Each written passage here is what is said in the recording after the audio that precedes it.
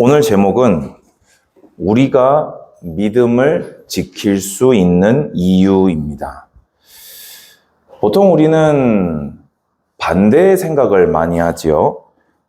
이런 이유 때문에 내 믿음이 강해질 수 없고 이런 믿음의 이유 때문에 내가 이 일을 순종할 수 없고 우리는 이런 생각을 많이 하게 됩니다. 근데 여러분들은 이제 매일매일 바른 믿음을 갱신하는 사람들이기 때문에 오히려 나는 이런 이유 때문에 믿음을 지킬 수밖에 없다. 아멘 하시기 바랍니다. 근데 우리가 사람들이요, 이 성도들이 신앙생활을 해나가면서 원하지 않는 어려움을 계속 당할 수 있습니다. 그 원하지 않는 어려움이 빠르게 정리가 되지 않고 쭉 이어질 수 있어요. 우리가 응답을 받고자 기도하고 또 믿음으로 하나님께 나아가고 우리 또 올해 우리 방향대로 구했는데 무응답이 쭉 길어질 수 있습니다. 그러면요, 나도 모르는 사이에 속게 되어집니다. 어린아이의 것을 합당하게 여기게 돼요. 내가 지금 상황이 이러니까 이게 당연한 거 아닌가? 내가 이렇게 했으니까 이 정도는 내가 할 수 있는 거 아닌가? 이렇게 원래라면은 부끄러워했을 것을 어려움이 길어지고 무응답이 길어지면 나도 모르게 내가 어린아이인 것을 합당하고 당당하고 떳떳하게 주장까지 하게 돼버립니다. 오히려 본론과 결론을 구하고 찾고 두드리면서 나아가야 되는데 서론에 더 집착하는 모습도 보일 수 있는 것입니다. 그럼 어떻게 해야 되는 얘기입니까? 이것을 극복할 수 있는 유일한 방법은 믿음밖에 없습니다. 애초부터 우리가 신앙생활에서요, 믿음을 빼놓고 얘기할 수 있는 게 아무것도 없어요. 믿음이 여러분의 전부입니다. 원하지 않는 어려움을 이기는 길 무엇입니까? 하나님을 믿는 믿음이요. 길어지는 무응답 속에 여러분의 신앙을 남은 자로 남겨놓는 것은 무엇밖에 없습니까? 옆 사람의 격려요. 그거 한두 번이고요. 3번 받기 시작하면요, 이제 그 사람 얼굴 보기 불편해집니다. 그런데 여러분 안에 솟아나는 믿음은요, 여러분을 끝까지 하나님의 사람으로 남겨놓을 것입니다. 오늘도 성경을 통하여 바른 믿음을 갱신하는 예배 되시기를 축복합니다. 요셉의 상황은 우리가 익히 너무나 잘 알고 있는 것처럼 정말 답답하고 정말 막막했습니다.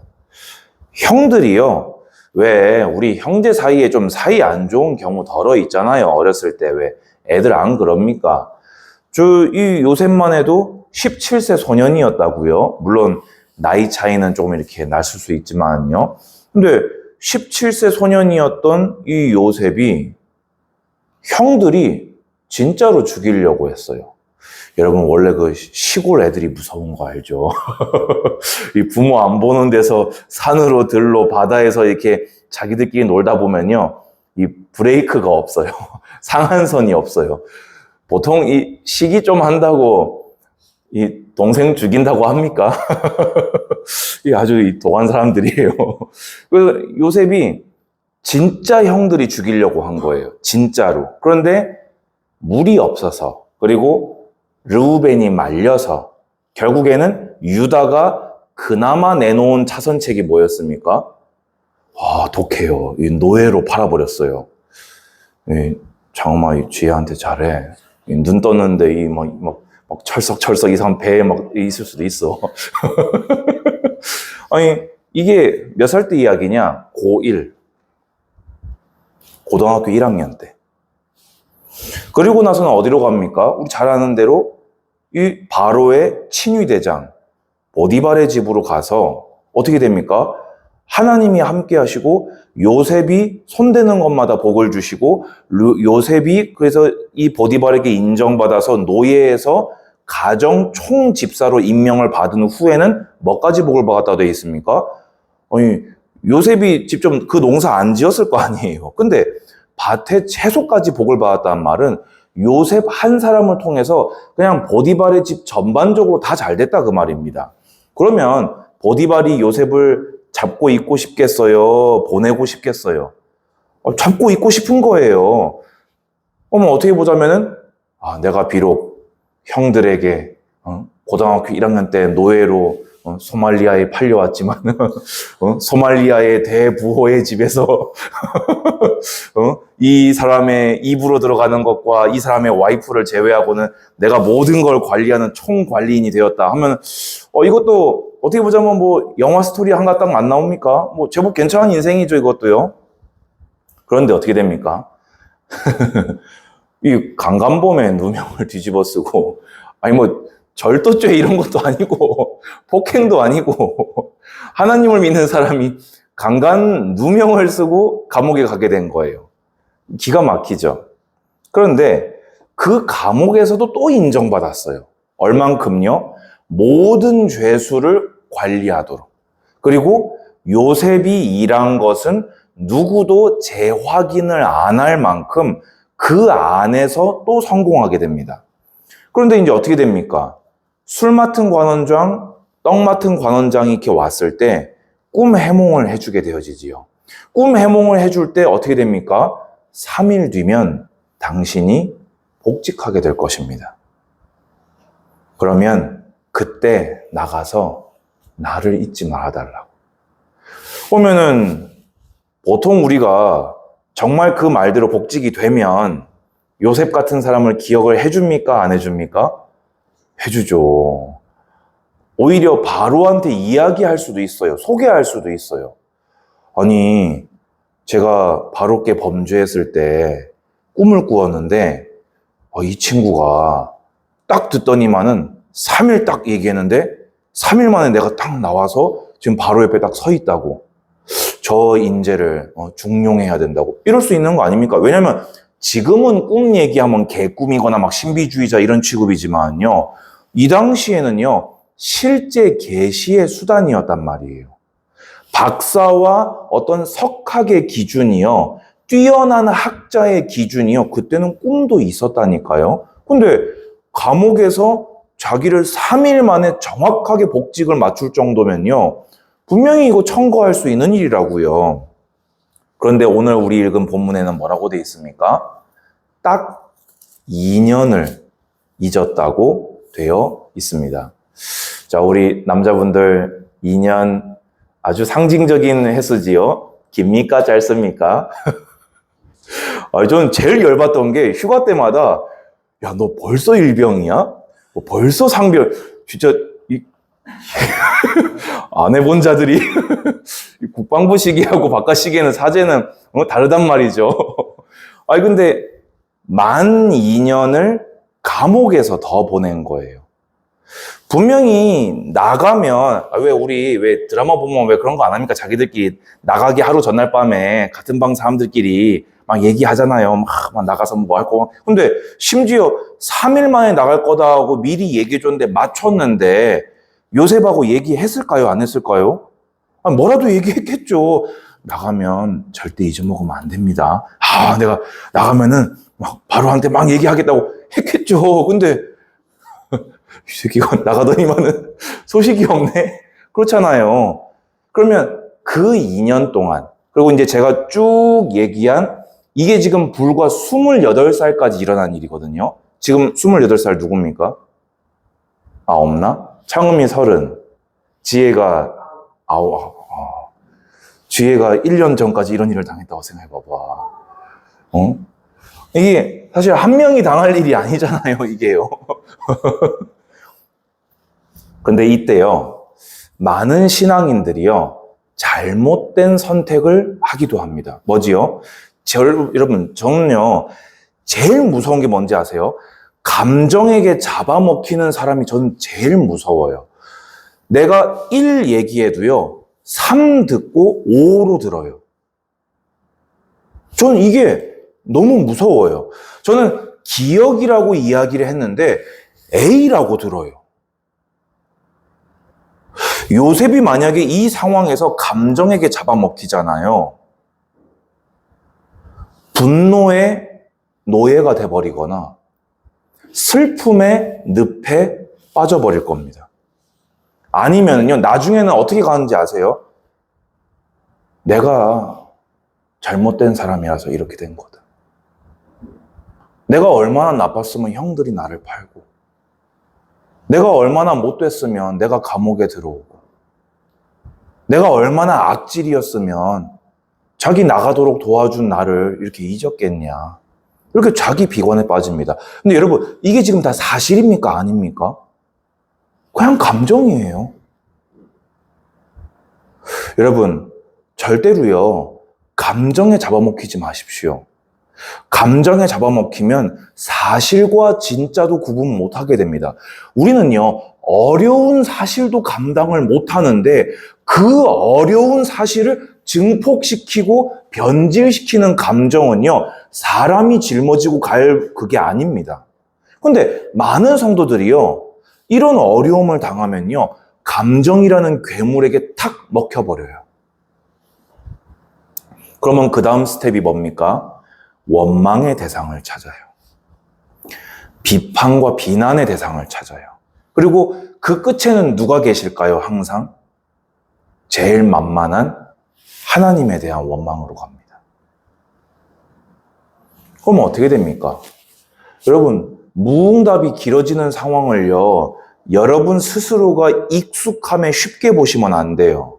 원하지 않는 어려움이 온 것을 익숙함에 쉽게 보시면 안 돼요. 왜입니까? 이게 길어지고 감정에 잡히고 원망의 대상을 찾다 보면요, 나도 모르게 거룩한 구별된 믿음의 삶을 포기해버립니다.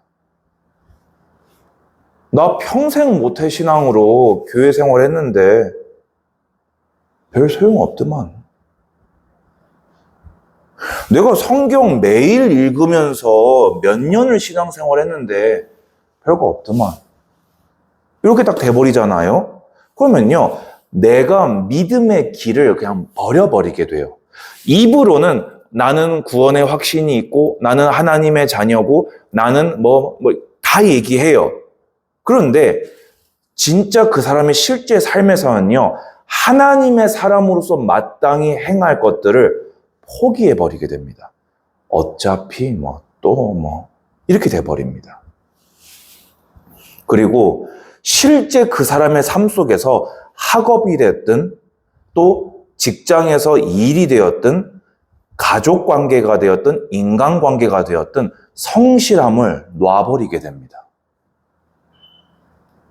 믿음이 무너지면 삶이 따라서 무너져요. 그리고는 나중에 어떻게 됩니까? 신앙마저 포기해버리고 아예 타락의 길로 가든지 어떤 이는 이때 극단적인 선택을 하기도 합니다. 많은 크리스찬들이요, 이때 하나님의 영광을 다 가립니다. 여러분, 우리가 세상에서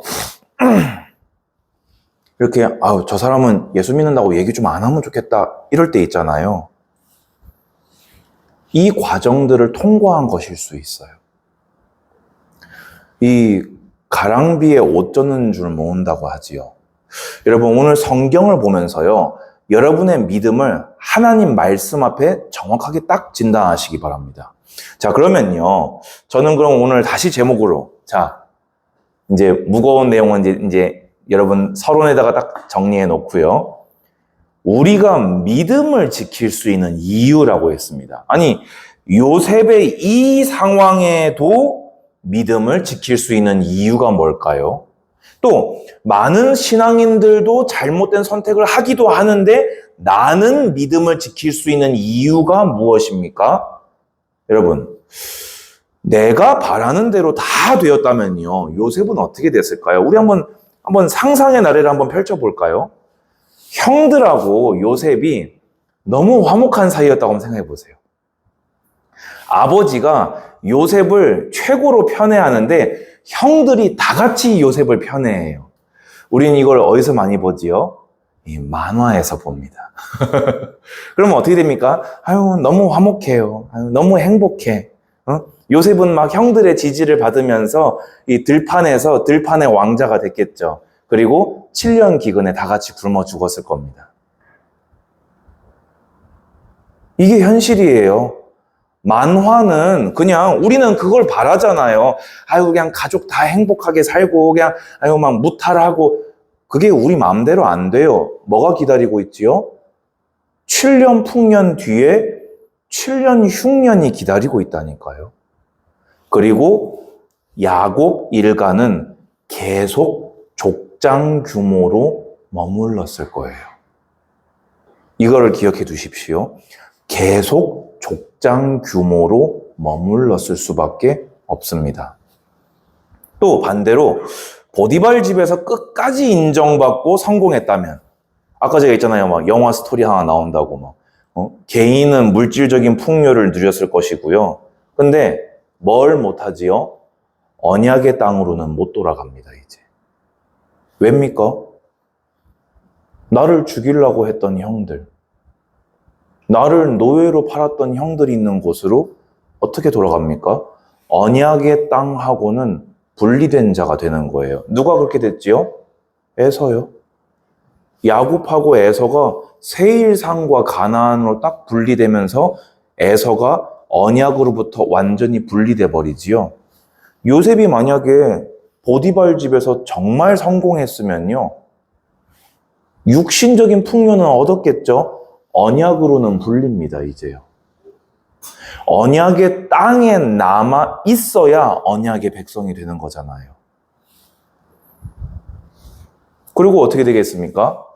요셉 개인도 결국에 7년 대흉년 때 망했을 겁니다. 끝에는요. 술 맡은 관원장이 그를 기억해 주었다면 어떻게 되었을까요?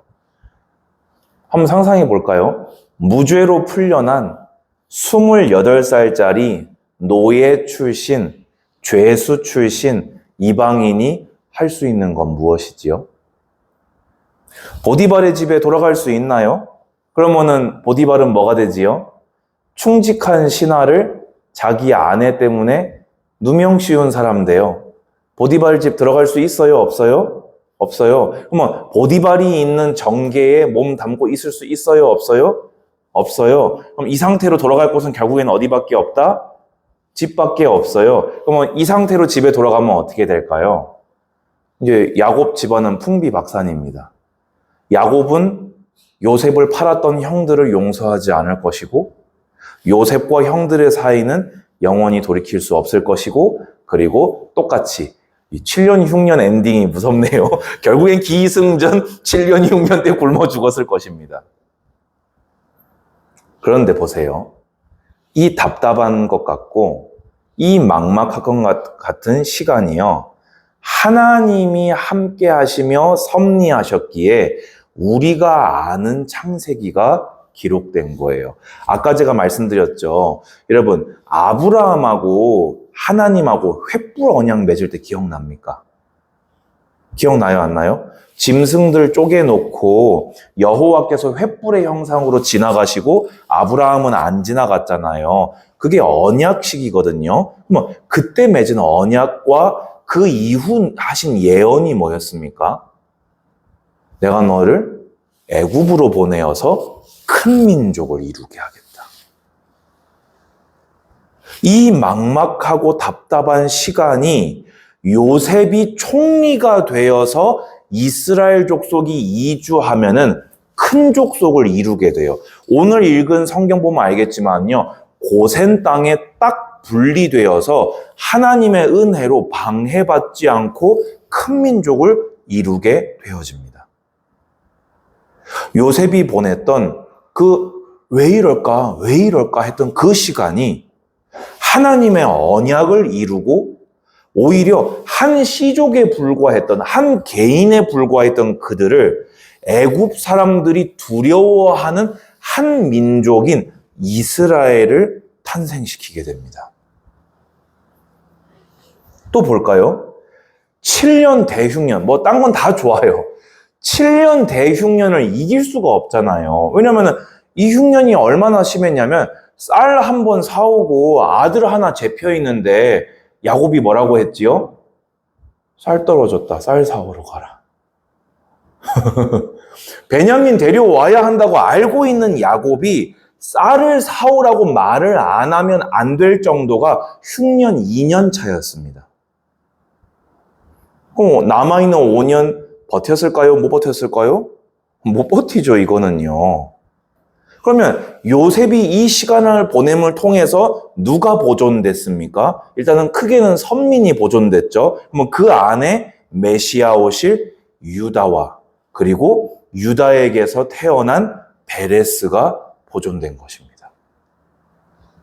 요셉은요, 비록 족장의 대열로 이렇게 인정받지는 못해요. 이제 육신의 장자로서 두 몫을 받아 나중에 땅을 분배받을 때는 두 땅을 차지합니다. 근데 이제 장자는 유다가 있기 때문에 그랬어요. 근데 구속사에 손꼽히는 하나님의 일꾼 중에 한 명인 것은 분명합니다. 그리고 마지막으로 요셉이 보았던 20년 전의 꿈이 완전히 성취되는 일이 되어버렸습니다. 오늘 제목이 뭐라고요? 우리가 믿음을 지킬 수 있는 이유입니다. 우리는요, 우리 인생 전체를 살아보지 못했어요.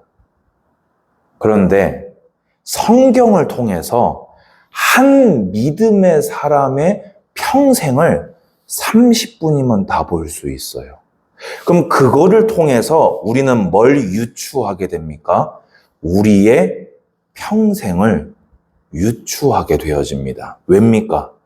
그들의 하나님과 우리의 하나님이 동일하시거든요. 그럼 결론입니다. 우리 찾아서 읽어보겠습니다. 제가 그냥 읽을게요. 필요한 부분만요. 39장 2절 봅시다.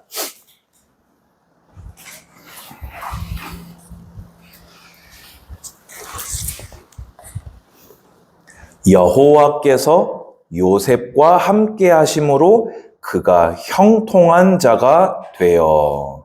3절에 그의 주인이 여호와께서 그와 함께 하심을 보며 또 여호와께서 그의 범사에 형통하게 하심을 보았더라. 5절에 그의 모든 소유물을 주관하게 한 때부터 여호와께서 요셉을 위하여 그 애굽 사람의 집에 복을 내리심으로 여호와의 복이 그의 집과 밭에 있는 모든 소유에 미친지라. 아멘. 아멘. 21절, 23절 사이 봅시다. 여호와께서 요셉과 함께 하시고 그에게 인자를 더하사 간수장에게 은혜를 받게 하시매. 23절, 간수장은 그의 손에 맡긴 것을 무엇이든지 살펴보지 아니하였으니 이는 여호와께서 요셉과 함께 하심이라. 여호와께서 그를 범사에 형통하게 하셨더라. 아멘. 40장 8절 보겠습니다. 요셉이 그 술 맡은 관원장에게 했던 말입니다. 마지막 쯤에 보면요. 해석은 하나님께 있지 아니하니까. 요셉은 이 말을 당당하게 할 수 있을 만큼 하나님의 함께하심과 교제를 감옥 안에서도 누리고 있었던 것입니다. 41장 9절이요. 술 맡은 관원장이 바로에게 말하여 이르되 내가 오늘 내 죄를 기억하나이다. 이것을 바로에게 꿈을 꾸게 하시고 기억나게 하신 분이 요셉과 함께 하셨던 하나님, 여러분과 지금 함께 하시는 하나님이십니다. 16절 보세요. 바로 앞에 섰을 때 요셉의 대답입니다. 요셉이 바로에게 대답하여 이르되 내가 아니라 하나님께서 바로에게 편안한 대답을 하시리이다. 25절 보세요. 요셉이 바로에게 이르되 바로의 꿈은 하나라. 하나님이 그가 하실 일을 바로에게 보이심이니이다. 어떻게 보면 기회가 왔다 싶을 수도 있는데 하나님은 요셉과 함께 하신 것처럼 요셉도 하나님과 함께 한 것입니다. 그 결과가 무엇입니까? 38절. 바로가 그의 신하들에게 이르되 이와 같이 하나님의 영에 감동된 사람을 우리가 어찌 찾을 수 있으리요 하고. 여러분, 제가 컨테이너 살면서 샴푸까지 떨어졌을 때 그때 제가 막 그 상황이 너무 답답하고 억울해서 이 컨테이너 생활이 얼마나 길어질지 모르는 상황이었어요. 한 1년 반, 2년 살았거든요. 컨테이너 박스에서요. 거제에 있을 때요. 근데 그때 제가 막 제가 막 주님을 위해서 살으려고 이 컨테이너에도 있는데 이제 샴푸 살 돈도 없습니까? 라고 하고 있을 때 주님이 제게 들려주는 대답이 그거였어요.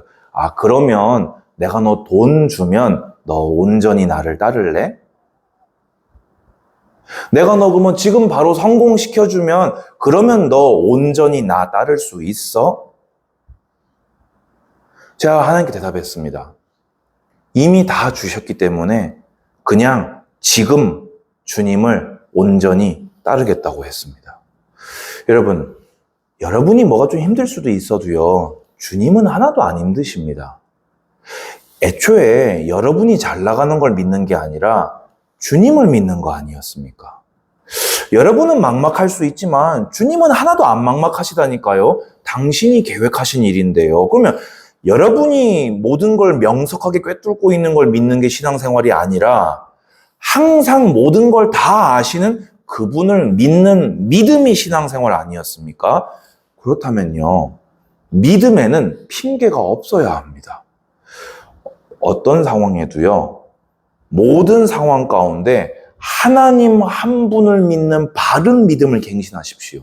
아멘 하시기 바랍니다. 하나님은 나보다는 더 좋은 계획으로 구속사를 이루십니다. 그럼 우리는 뭐 하면 될까요? 걱정하지 말고 구하고 찾고 두드리면 요셉은 걸어갔던 그 길이 있었고요. 나는 하나님을 따라서 나만의 길을 가게 될 것입니다.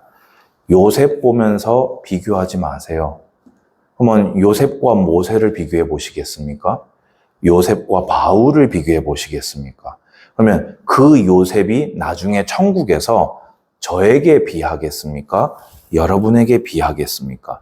여러분, 이게 교만한 소리가 아니고요. 이건 여러분이 가질 믿음입니다. 그들의 하나님이 나의 하나님이고 그들의 길을 계획하셨던 하나님이 내가 걸어갈 단 하나의 길을 계획하셨습니다. 매일 바른 믿음을 갱신하시고 구하고 찾고 두드립시다. 기도하겠습니다. 주님, 감사합니다. 어떤 상황에서도 끝까지 믿음 잃지 않는 모든 청년들이 되게 하옵소서. 예수님의 이름으로 기도합니다. 아멘.